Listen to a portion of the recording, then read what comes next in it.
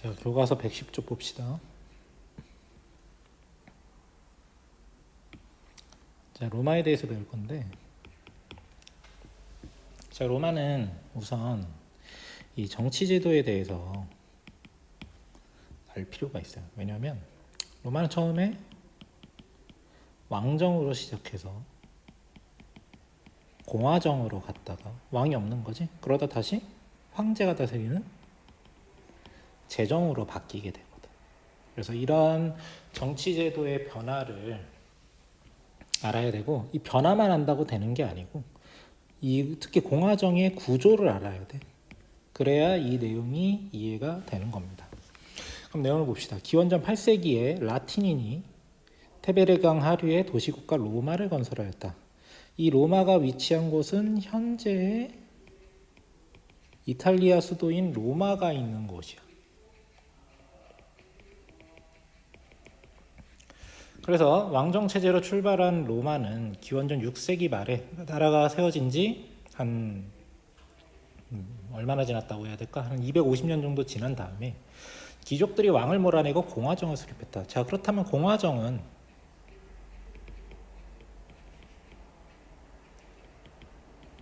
당연히 귀족들이 왕을 몰아내고 만들어낸 체제이기 때문에 귀족 중심으로 돌아가는 체제겠지.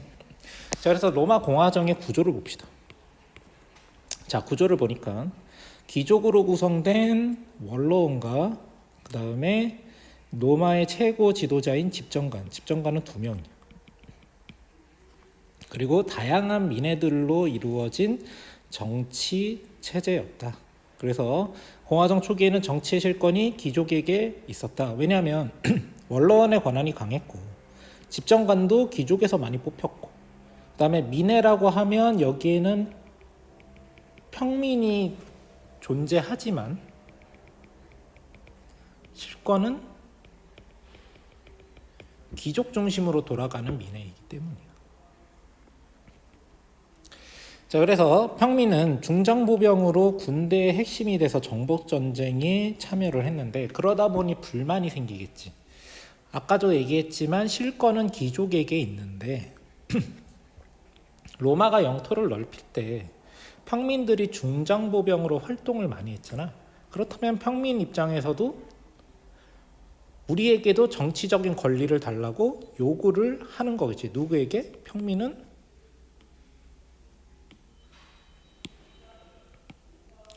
귀족에게 정치적 권리를 요구하는 거야. 그럼 당연히 귀족은 평민에게 쉽게 자기네들 권리를 주지 않겠지. 그래서 귀족과 평민 간의 신분 투쟁이 벌어지는데, 이게 하루아침에 끝나는 게 아니고 수백 년간 신분 투쟁이 일어나는 거야.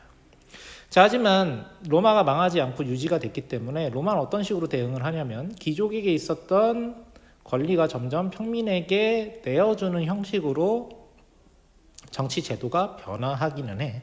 그래서 첫 번째로 호민관직이라는 관직을 만들고 평민회라는 민회를 새로 설치해. 이게 무슨 얘기냐면, 자, 로마에는 분명히 민회가 존재하지만 이거는 평민의 권리가 거의 없다고 생각을 하면 됩니다. 왜냐하면 자, 민회에서 지금 이 로마 공화정의 주요 관직인 집정관이라든지 감찰관이라든지 법무관, 건설관, 재무관을 뽑는 거잖아. 근데 여기서의 민회는 이 그리스 아테네의 민회와 같이 평민의 권리가 보장되는 민회가 아니라는 거야. 그래서 새로 만든 게 평민회인 거지. 자, 이게 어째서 이렇게 되느냐 설명을 하자면,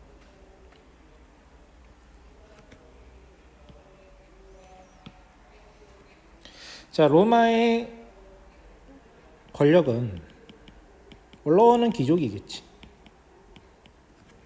그리고 민회에서 가장 대표적으로 집정관을 선출하지. 그럼 집정관이 최고 관직이란 말이야. 그리고 원로는 이 집정관에게 자문을 주고 권위를 부여하는 역할을 해. 그렇다면 이 민회에서 집정관을 선출하니까 평민의 권리가 있는 거 아니에요? 다시 한번 얘기하지만 민회에는 권리가 거의 없다라고 생각을 하면 돼. 왜냐하면 민회가 어떻게 이루어져 있냐면, 자, 로마의 민회는 켄투리아회라는 이름의 민회가 있어. 자, 이것은 193개의 켄투리아라는 게 존재하는데 1켄투리아당 한 표를 행사한단 말이야. 자, 근데 이 켄투리아가 어떻게 이루어져 있냐면, 예전에 아테네 배울 때 솔론의 개혁을 생각을 하면 돼.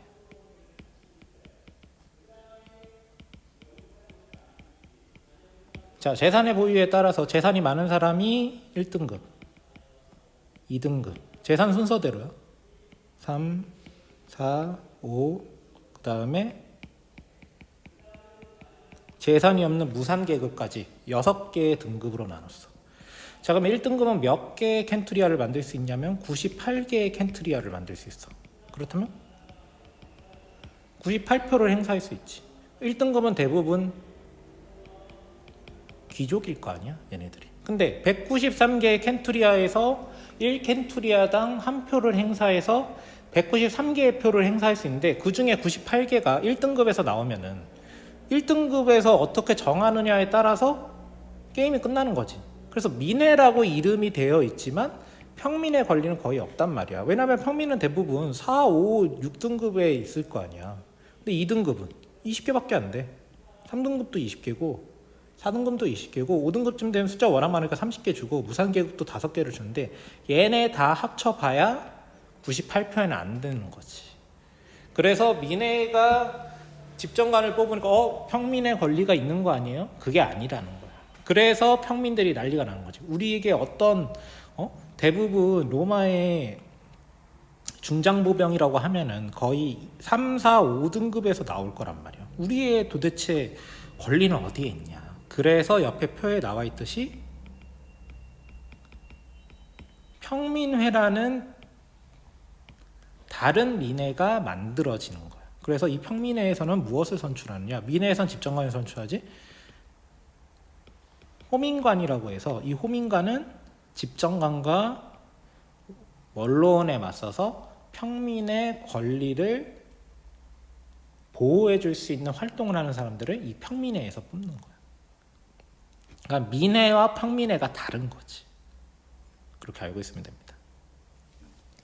자, 그래서 호민관직과 평민회를 설치하고 12표법을 제정하였다. 12표법은 원래는 관습법이었는데, 그러니까 옛날부터 전해려진 관습이고 법 조항이 글로 안 적혀 있다 보니까 법을 많이 하는 사람들은 귀족이란 말이야. 원로원에서 재판도 하고 막 그런단 말이지. 그래서 그러면은 평민들은 우리는 법이 어떻게 되어 있는지도 모르는데 니네가 이게 법이야 그러면 우리 속수무책으로 당할 수밖에 없는 거 아니냐. 그래서 관습법에서 12표법으로 제정하면서 글자로 적어졌다고 해서 성문법이라 그래.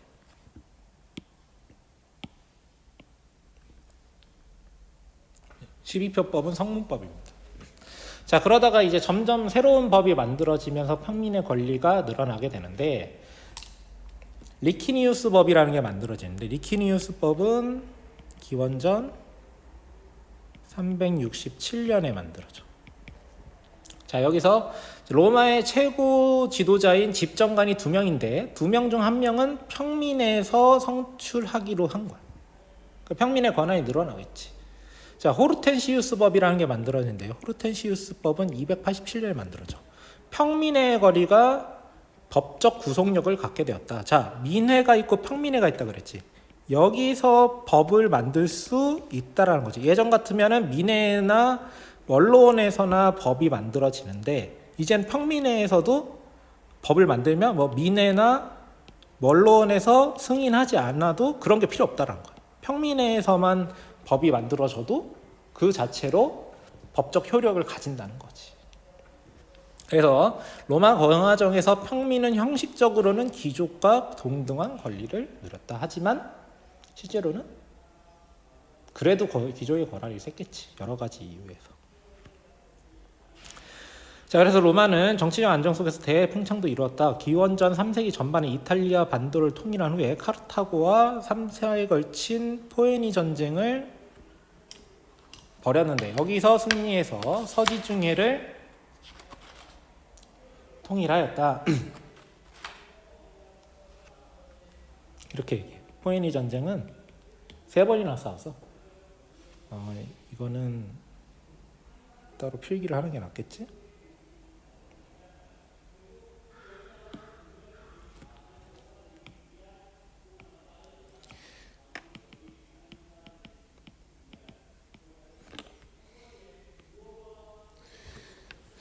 자, 포에니 전쟁 1차, 2차, 3차에 걸쳐서 일어난 전쟁인데, 지중해 이렇게 돼 있단 말이지.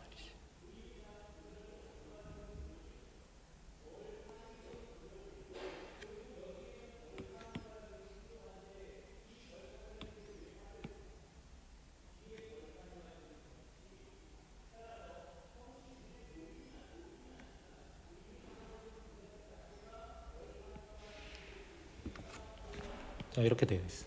그럼 여기가 로마야. 그렇다고는 우리가 저번에 배웠듯이 원래 여기 살던 페니키아인들이 이주를 해서 세운 식민지인데, 여기가 본국보다 더 강해져서 이런 정도의 땅을 가지고 있었단 말이지. 로마가 통일을 하고 나니까 당연히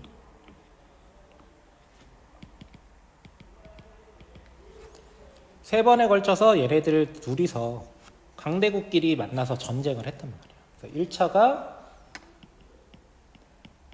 기원전 264년부터 241년까지, 그 다음에 기원전 219년에서 201년까지가 2차, 그리고 기원전 146년에 3차. 근데 죄다 로마의 승리로 끝나게 된다라는 거야. 그럼 당연히 로마는 어떻게 했겠어? 카르타고가 지배했던 지방은 죄다 로마에게 넘어가게 되겠지, 그치?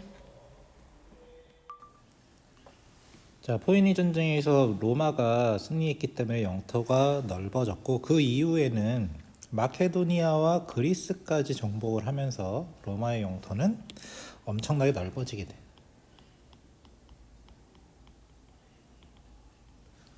그래서 이게 어느 정도 팽창했다고 얘기할 수 있냐면,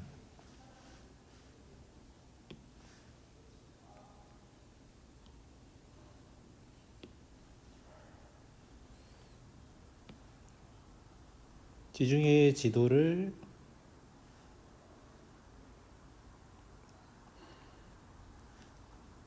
대충이나마 그리자면,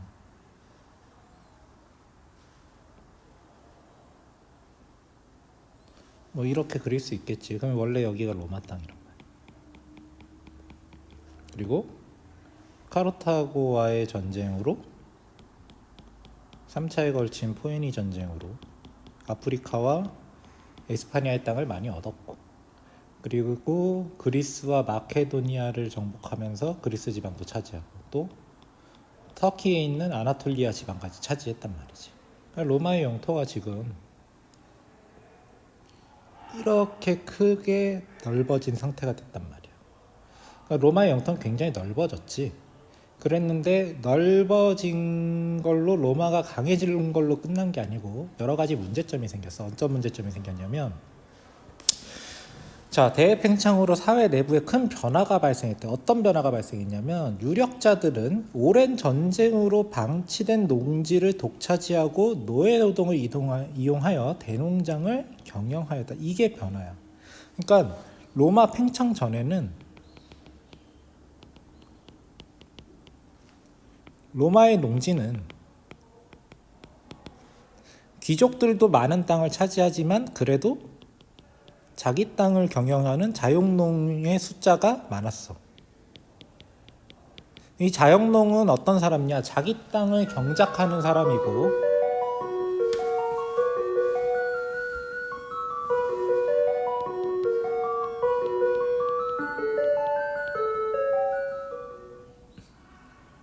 자영농은 자기 땅을 경작하는 사람이고 이 사람들은 자기 돈으로 무장을 해서 중장보병이 된단 말이에요. 이 사람들이 바로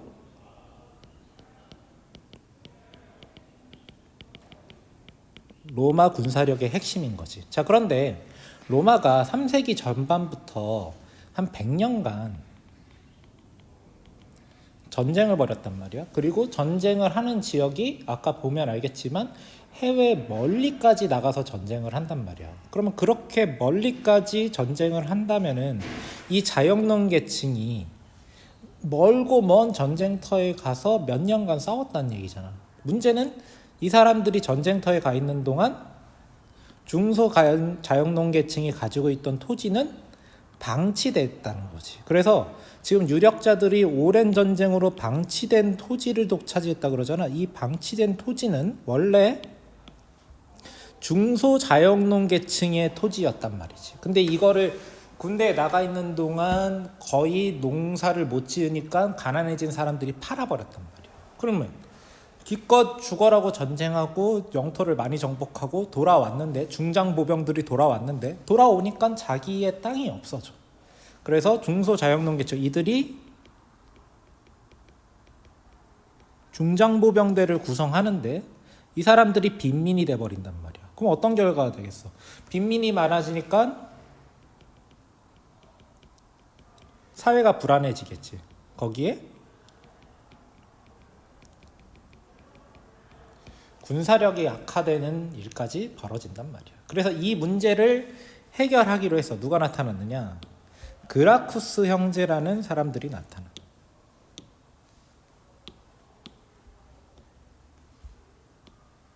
그래서 두 가지 개혁법을 얘기하는데 농지법과 곡물법을 제안한단 말이야. 첫 번째, 대토지 경영을 제한하는 농지법은 당연히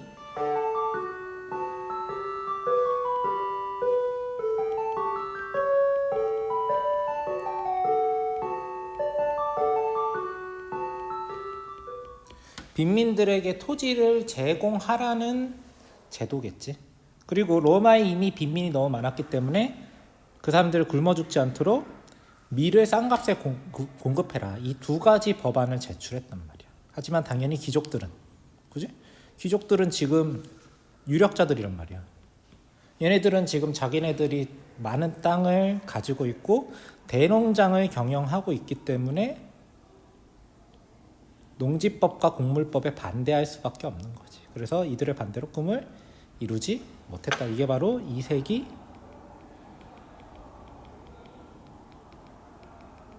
기원전 2세기 초반의 로마의 모습이란 말이야. 이후 로마는 귀족파와 평민파 사이에서 권력 투쟁이 벌어져 내전에 휩싸였고, 그러니까 귀족파는 뭐겠어?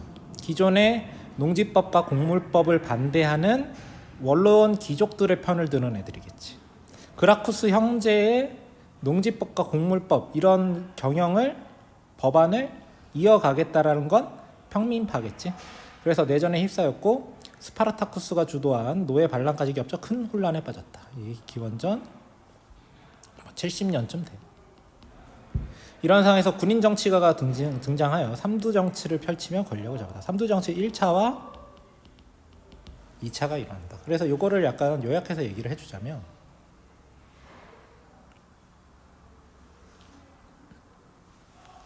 자, 이렇게 되는 거.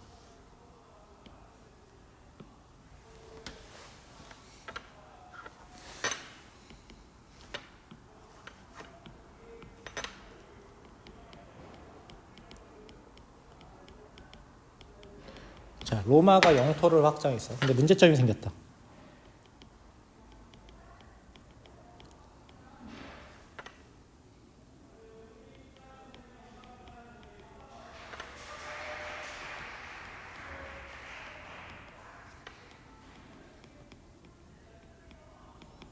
자, 중소자영농은 군대 활동으로 농지 경영이 안 돼. 그래서 농지가 황폐해야 된다. 그래서 이들의 농지는 귀족과 같은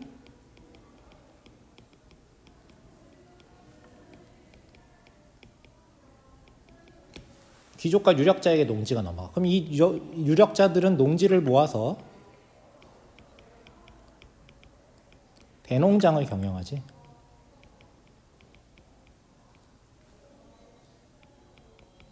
라티푼디움이라고 부르고, 이 대농장의 특징은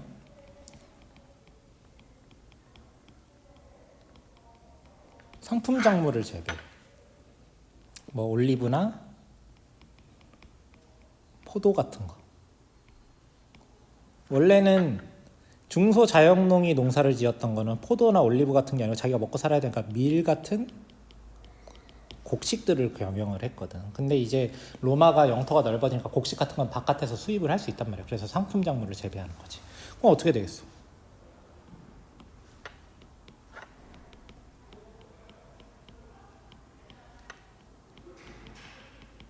중소자영농은 빈민화가 되겠지. 근데 이들이 빈민화가 된다는 건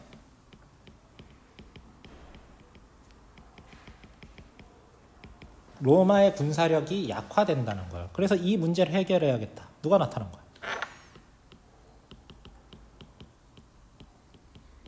그라쿠스 형제가 나타났어. 이 두 명이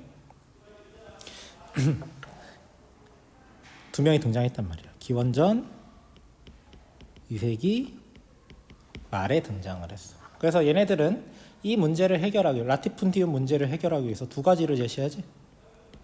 농지법과 곡물법을 제시하지. 당연히 귀족 유적자들은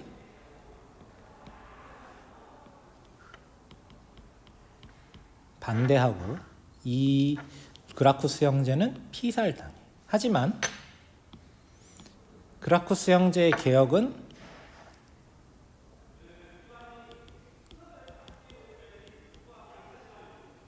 평민파로 이어지고, 이 귀족 유력자들의 옹호를 받는 세력들은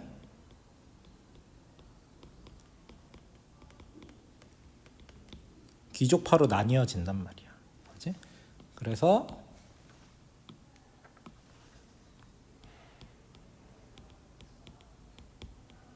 로마 정치가 혼란해져. 그 틈을 타서 누가 나타나냐면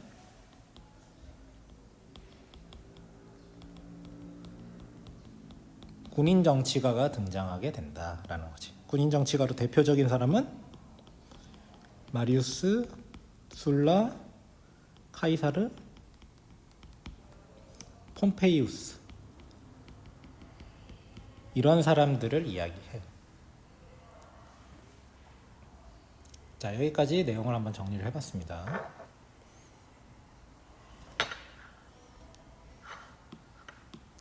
자, 그럼 페이지를 넘기면, 자, 1차 3두 정치와 2차 3두 정치 이야기가 나오는데, 1차 3두 정치는 누가 주도하냐면 카이사르가 주도를 해. 근데 3두 정치니까 3명이어야 될 거 아니야.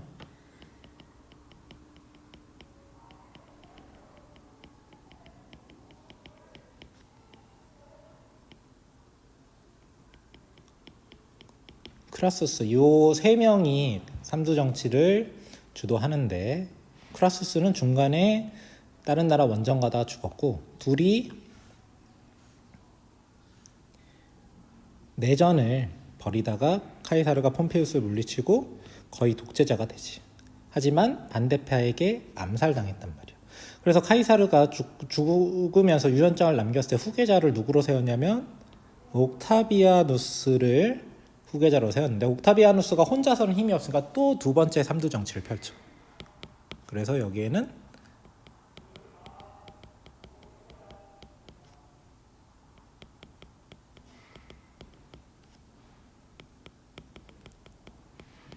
요 3명이 2차 3두 정치를 펼치게 되지. 근데 레피두스는 일찍 옥타비아누스한테 당하고, 그 다음에 안토니우스도 옥타비아누스에게 당하면서 로마의 지배권은 이제 누가 장악하게 되냐면 옥타비아누스가 장악을 하게 돼. 그럼 이 사람은 자기 권력을 잡았으니까 이제 철저하게 독재 정치를 펼치기 위해서 노력을 하겠지. 그래서 옥타비아누스는 로마의 군대와 재정을 장악하고 혼란을 수습하였다. 그러니까 로마가 기원전 31년에 옥타비아누스가 삼두 정치를 정리하기 전까지는 자기네들끼리 계속 내전이 벌어지는 시기가 있었단 말이에요. 그래서 어찌됐건 옥타비아누스는 로마의 군대와 재정을 장악하고 혼란을 수습했는데, 그래서 옥타비아누스는 이제 명실상부 황제가 돼. 근데 황제가 그냥 되는 건 아니에요. 로마 사람들이 왕을 엄청 싫어했기 때문에 내가 갑자기 황제요 이러면은 누구처럼 되냐면 카이사르처럼 암살당할 수도 있단 말이지. 근데 당연히 옥타비아누스는 암살당하기 싫었을 거 아니야. 그래서 권리를 하나하나 챙겨가. 첫 번째, 원로는 옥타비아누스에게 새로운 이름을 지어줘. 아우구스투스라는 칭호를 부여해 준다. 그리고 자기는 황제가 아니래. 아우구스투스는 반대파 안심시키기 위해서 자기를 그냥 시민 중에 1인자야. 나는 황제가 아니야. 프린캡스야. 이렇게만 얘기했다는 거야. 그리고 나는 황제가 될 생각이 없으니까 여러 제도, 공화정의 여러 제도를 유지하거나 부활시켰다. 하지만 실질적으로는 그지, 가지고 있는 권한은 하나하나 차근차근 가져가면서 권력 자체는 황제나 다름이 없어. 황제라고 칭하지 않았을 뿐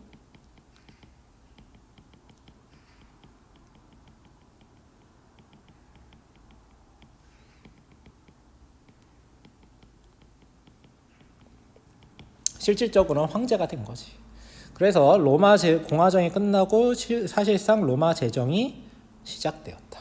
그러니까 아우구스투스는 자기 입으로 내가 황제가 됐다, 지금부터 로마는 제정이다라고 얘기한 적은 없지만 어느 순간 로마의 정치 제도는 공화정이 아니고 황제정인 제정으로 바뀌게 된다는 거지. 그래서 공화정에서 제정으로 바꿨단 말이에요. 누가? 옥타비아누스가 이렇게 바꿨단 말이에요. 자, 이후에는 200년간 오현제와 같은 유능한 황제들이 등장해서 로마는 정치와 안정과 제국의 영토가 최대에 이르는 번영을 누렸다. 그래서 당시 로마의 최대 영역이 이때라는 거지. 그래서 아우구스투스가 활동하던 시기가 기원전 1세기 말에서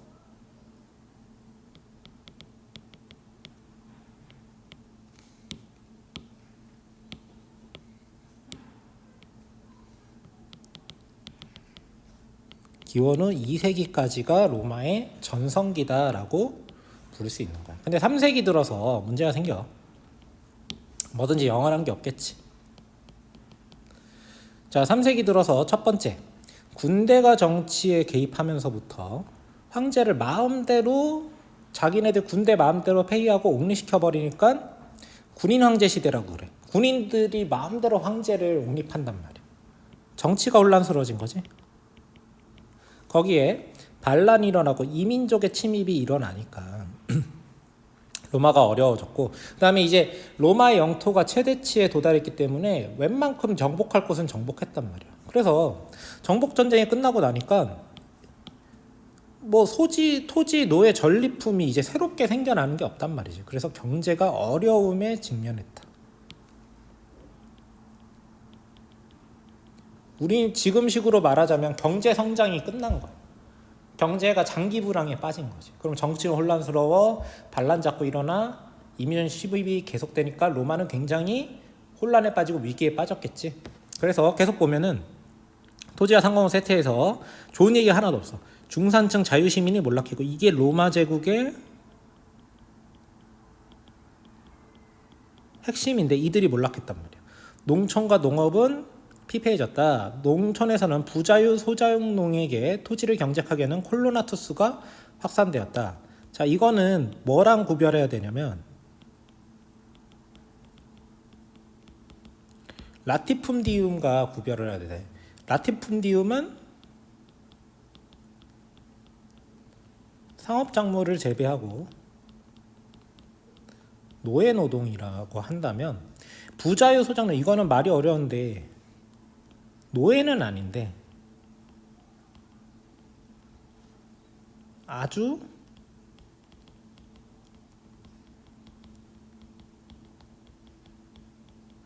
자유롭진 않은 사람들이에요. 땅 주인 눈치는 봐야 되는 사람들이라는 거지. 얘네들을 데리고 농사를 지었다는 거야. 그래서 이 콜로나투스는 라티품디움이랑 구별해야 돼. 왜냐면 시기적으로 다르잖아. 라티품디움은 로마가 공화정 때 영토가 넓어지면서 로마 제국 초기까지는 라티품디움인데, 로마가 지금 3세기에 들어서 위기에 빠졌단 말이야. 그래서 무슨 말을 쓰냐면 3세기의 위기라고도 해.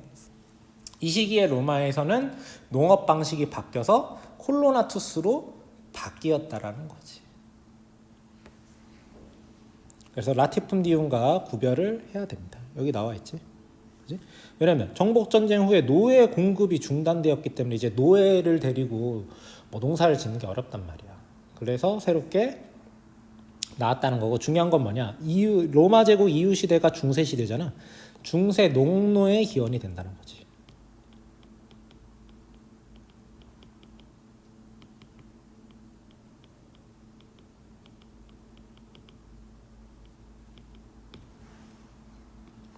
페이지를 넘겨봅시다. 자, 그래서 3세기 때 로마가 이렇게 위기에 빠지니까 누가 나타났느냐? 로마를 되살리기 위해서 여러 황제들이 나오는데 2명의 황제를 알아둬야 돼.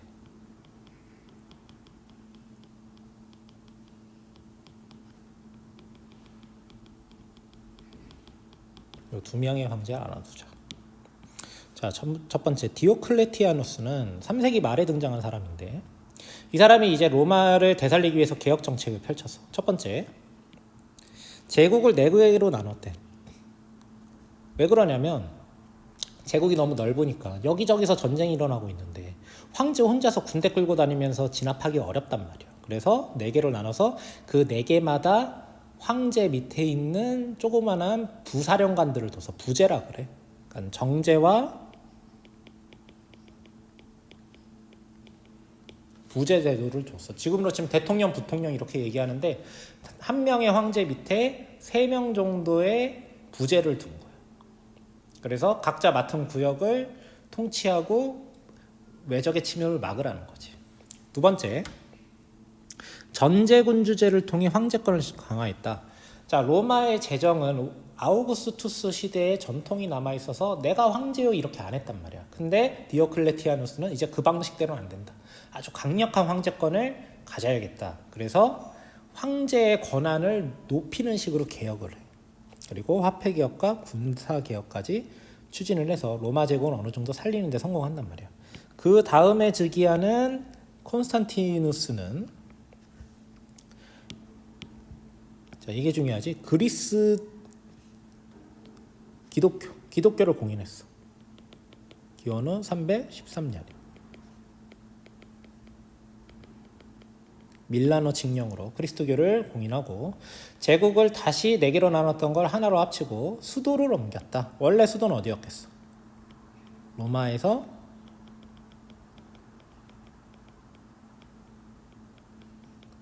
콘스탄티노폴리스라는 도시로 옮겼어. 그래서 새로운 수도는 그의 이름을 따 콘스탄티노폴리스라고 불렀다. 원래 얘 이름이 뭐였냐면 비잔티움이라는 이름이었는데 콘스탄티누스가 여기에 수도를 정했다고 해서 콘스탄티누스의 도시다. 그래서 콘스탄티노폴리스로 이름을 바꿨다는 거야. 그러니까 수도도 바꿨다는 거지. 그래서 이 로마 제국 후기의 황제는 디오클레티아누스와 콘스탄티누스를 기억을 해야 된다. 자, 개혁 노력에도 불구하고 제국의 해체를 막을 수 없었다. 테오도시우스 황제가 죽은 이후, 테오도시우스 황제는 업적이 뭐냐면 기독교를 로마의 국교로 정한 거야. 그러니까 차이가 뭐냐면 콘스탄티누스가 그리스도교를 공인하는 거는, 야, 지금까지 우리가 그리스도교를 탄압했지만 이제 믿어도 돼 라고 얘기한 거라면, 테오도시우스 황제가 기독교를 로마의 국교로 정했다는 건 이제부터는 기독교만 믿어라, 그리스도교만 믿어라 이렇게 얘기를 한 거지. 그래서 로마 제국은 동서로 완전히 분리되었다. 395년에. 동로마 제국은 그 후에 약 1000년간 지속하였으나 서로마 제국은 게르만족의 침입으로 얼마인가 멸망했다. 476년에 서로마 제국은 멸망하지. 동로마는 1000년간 지속되었다. 자, 자, 로마 제국 시대의 또 특징이 뭐냐면 그리스도교가 나타나서 전파되었다라는 건데, 자, 그리스도교는 누가 세웠냐면 예수가 세웠지. 그지? 당시 유대 지방의 주민들, 유대인들이겠지? 메시아의 출현을 원했대. 근데 그 메시아가 나타났다는 거야. 이거 예수라는 거지. 하지만 유대인들은 예수를 인정하지 않았어. 왜냐하면 예수는 유대교의 선민 사상과 형식적인 율법주의를 배격했기 때문에. 그리고 민족과 신분을 초월한 보편적인 사랑과 평등을 설교하였다. 자, 그래서 유대인들이 예수를 받아들이기가 어려운 거야. 왜냐하면 유대교의 핵심은 유대인이 이 세상에 제일 잘났다라는 거야. 근데 예수는 꼭 유대인이 아니더라도 예수님은, 하느님은 모든 인류를 다 사랑한다고 얘기하잖아. 그러니까 이런 선민사상 같은 것들을 받아들이지 않으니까 유대인들은 예수를 인정하지 못했겠지. 자, 그래서 예수를 로마가 십자가형에 처했는데, 예수의 가르침은 제자들을 통해 제국 전역에 전파되어서 신약 선서가 변찬되었다. 그러니까 구약은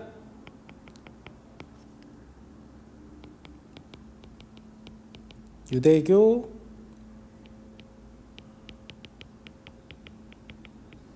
그리스도교, 심지어 이슬람교도 인정해. 근데 신약은 보통 그리스도교만 인정하고 유대교는 신약을 인정하지 않지.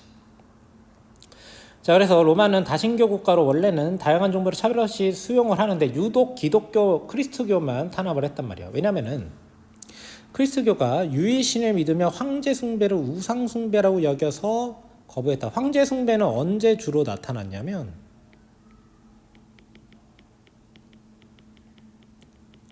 디오클레티아누스 황제 때 황제 숭배가 나타나서 황제의 권위를 높이기 위해서. 그래서 이들을 박해하기 시작하였다. 그리스도교가 확산하면서 박해는 더욱 심해졌으나 그리스도교의 교세를 꺾을 수는 없었다.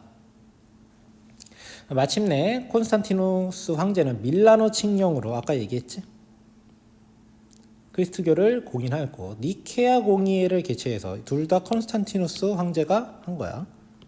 밀라노 칙령으로는 공인을 한 거고 니케아 공의회는 그리스도교가 지하에 숨어 있다 보니까 그 안에서 막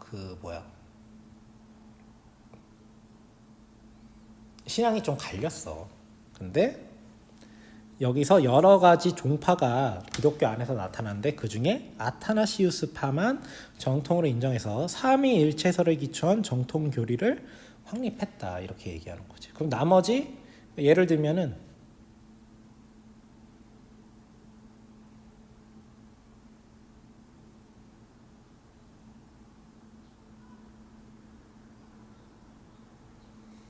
기독교가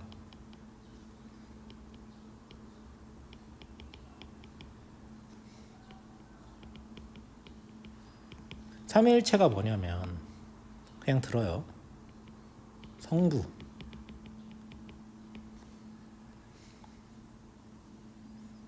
성자, 성령, 이 세 개는 다르면서 같다. 이렇게 얘기한 거예요. 그래서 예수님은 하느님의 아들이자 하느님이에요. 예수님은 인간이자 신이야. 이게 삼위일체설이야. 같다 이거야. 다르면서 같다. 근데 이걸 인정 못 하겠지. 여러분들도 지금 듣고 이게 무슨 소리야 라고 생각을 할 거야. 어떻게 다르면서 같아요? 이런 의문을 가진 애들이 있었어. 아리우스파는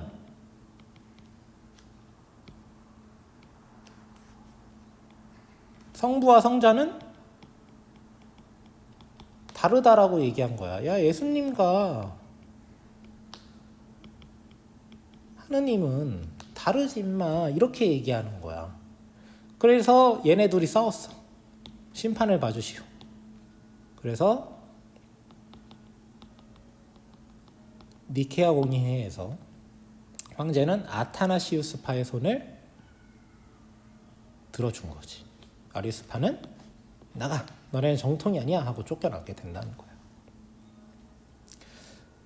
그래서 니케아 공의를 개최하여 삼위일체설에 기초한 정통교리를 확립했다. 그때 이후로 나타난 게 가톨릭이라는 그리스 기독교 종파가 나타나게 된 거지.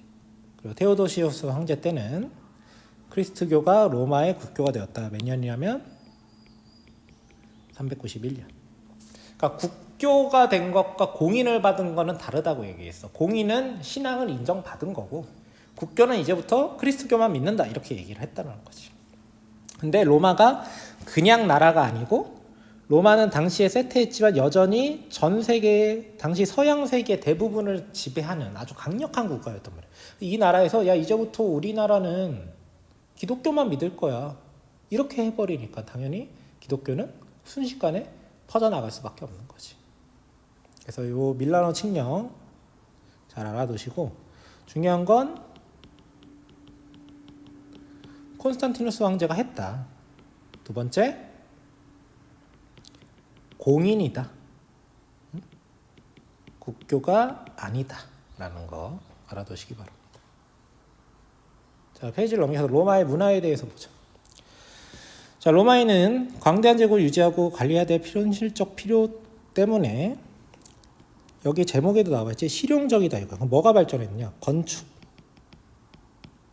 토목, 법 이런 것들이 필요한 거야. 왜냐하면 전 세계를 정복을 해야 되고 정복을 한 다음에 자기네 도시를 세워야 되니까 건축과 토목이 발전했겠지. 그리고 수많은 사람들을 정복해서 다스려야 되니까 법이 필요했을 거야. 그래서 로마에서 가장 중요한 것은 법인데, 자 먼저 도시국가의 간섭법을 성문화한 12표법. 12표법은 451년이야. 공화정 때의 법이야. 그래서 12표법은 관습법을 성문화했다. 성문법이다. 옛날에는 법이다 그러면은 원로원 의원들만 자기네들끼리 아름아름 알고 있는 거였단 말이야. 근데 이제는 누구나 알 수 있게 글로 써주겠다. 성문법.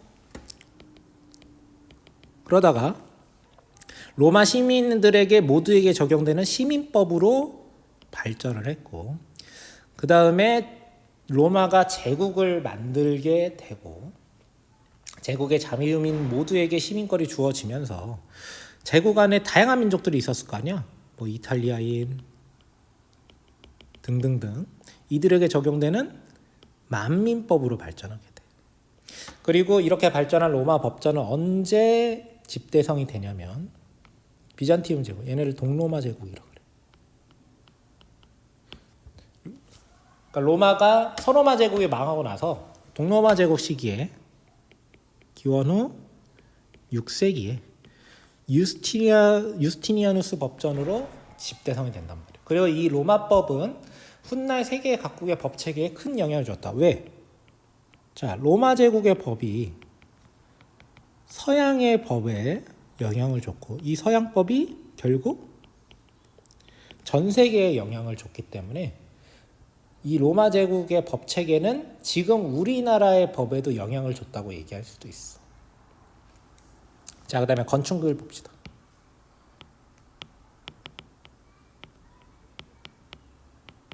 자, 로마는 정복지 곳곳에 계획 도시를 세우고 도시들을 잇는 도로망을 건설했다. 이걸 가도라고 그래. 로마 가도 이렇게 불러. 그래서 모든 길은 로마로 통한다. 이런 말도 로마가 아주 끊임없이 길을 만들었기 때문에 이런 얘기가 나오는 거야. 각 도시에는 원형 경기장, 개선문, 공중 목욕탕 등의 건축물을 세우고 공중 목욕탕이 만들어졌다는 거는 물의 공급이 풍부했다는 거지. 그래서 상수도 시설을 마련했다. 이 상수도 시설이 바로 이 수도교란 말이야. 이 수도교가 위에는 사람이 건널 수 있고 이 밑으로 안에는 물이 흘러. 그래서 산골짜기에 있는 물을 도시까지 수송해 주는 역할을 한단 말이에요. 한마디로 이 수도교를 통해서 물길을 만들어 놓은 거지. 도시에 식수를 공급하기 위해서 건설한 것이다. 그래서 위층이 수로이고 여기에 뭐 사람과 말이 통과했다는 거지. 자, 문학에서는 라틴 문학을 꽃피웠고 철학에서는 헬레니즘 시대의 스토아 철학이 발전을 했다. 라틴 문학이라고 하면 누구의 문학이 유명하냐면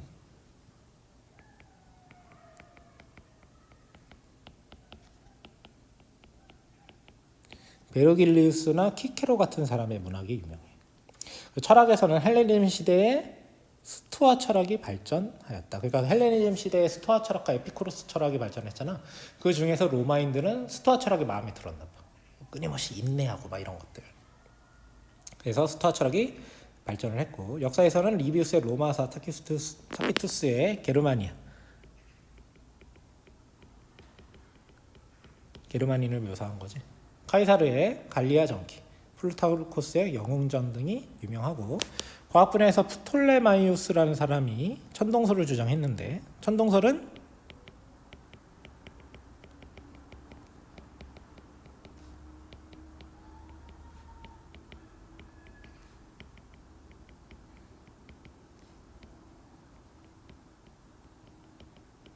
지구는 가만히 있는데 우주가 우리 지구를 중심으로 움직인다. 이게 천동설이지.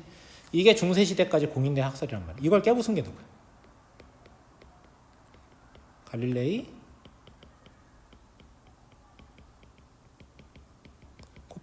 코페르니쿠스가 깨부셨다. 이렇게 얘기하는 거야. 이 사람들이 이런 엄청난 업적을 남겼다는 거. 원래 천동설이 진리인 줄 알고 있었는데 그게 아니더라. 근데 그 전에 이 천동설은 누구 때문에 사람들이 진리인 줄 알고 있었냐는 거야.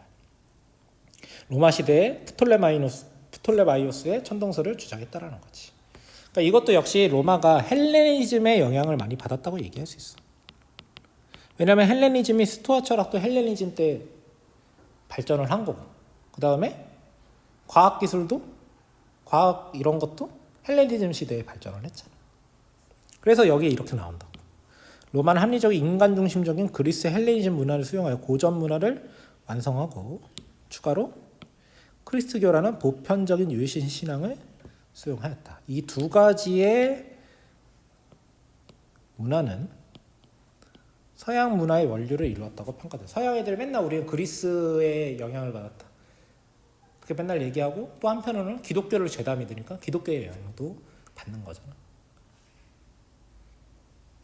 그래서 이런 얘기가 나온다라고 생각을 하면 됩니다. 로마의 콘크리트 기술, 이거는 그만큼